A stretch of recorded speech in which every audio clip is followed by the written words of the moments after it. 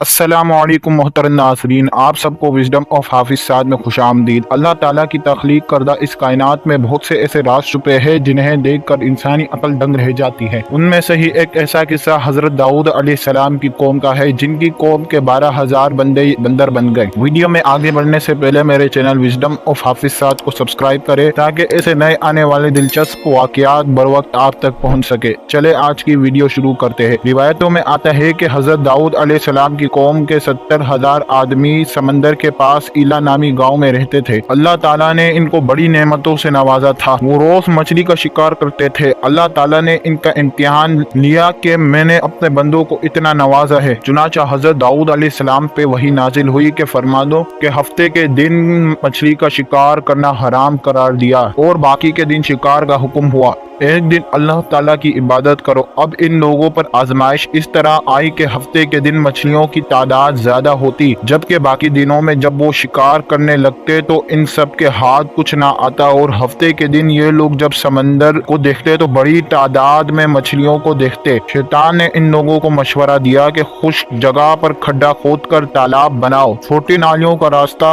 سمندر سے لے جا کر تالاب تک کھود کے راستہ بنا ڈالو، اور جب ہفتے کے دن اس راستے سے مچھلیاں آ جائے تالاب کے اندر تو ان کا منہ بند کر دینا، اور ہفتے کے دن اس کا شکار نہ کرنا بلکہ اس کے اگلے روز اس مچھلیوں کا شکار کرنا۔ ان لوگوں کو شیطان کا یہ مشورہ پسند آ گیا، اور جب یہ اس پر عمل کرنے لگے تو ان لوگوں نے یہ نہیں بتایا کہ ہفتے کے دن مچھلیاں تالاب میں آ جاتی ہے تو وہ ان کا اسی دن کا شکار مانا جاتا ہے جو ان پر حرام تھا۔ اس موقع پر ان کے 3 گروہ تھے۔ پہلے گروہ میں کچھ لوگ ایسے تھے جو ہفتے کے دن شکار کرنے سے منع کرتے تھے، وہ بے روزگار، اور دوسرے گروہ میں وہ لوگ تھے جو اس گناہ کو نہ کرتے اور اس کو برا سمجھ کے خاموشی اختیار کرتے اور سمجھانے والوں کو کہتے کہ تم ایسے نافرمان لوگوں کو کیسے سمجھا رہے ہو جن پر اثر ہی نہیں ہے۔ اگر یہ لوگ اپنی حرکتوں سے باز نہ آئے تو ان پر اللہ کا عذاب نازل ہوگا۔ تیسرے گروہ میں وہ نافرمان لوگ تھے جو اس گناہ سے باز نہ آ رہے تھے۔ لوگوں کے منع کرنے کے باوجود بھی ان نافرمانوں نے ہفتے کے دن شکار کرنے سے باز نہ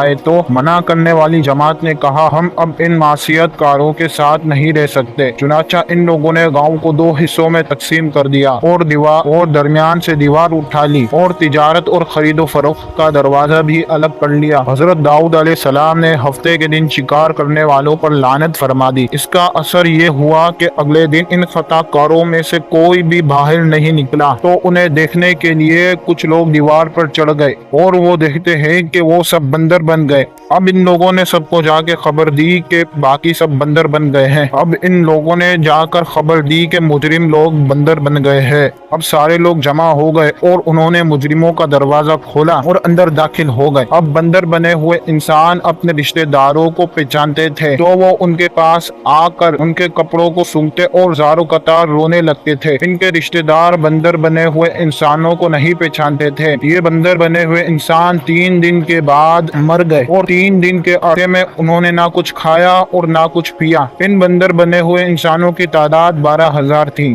آپ سب کو ویڈیو کیسی لگی کمنٹ سیکشن میں لازمی بتائیے گا۔ اللہ حافظ۔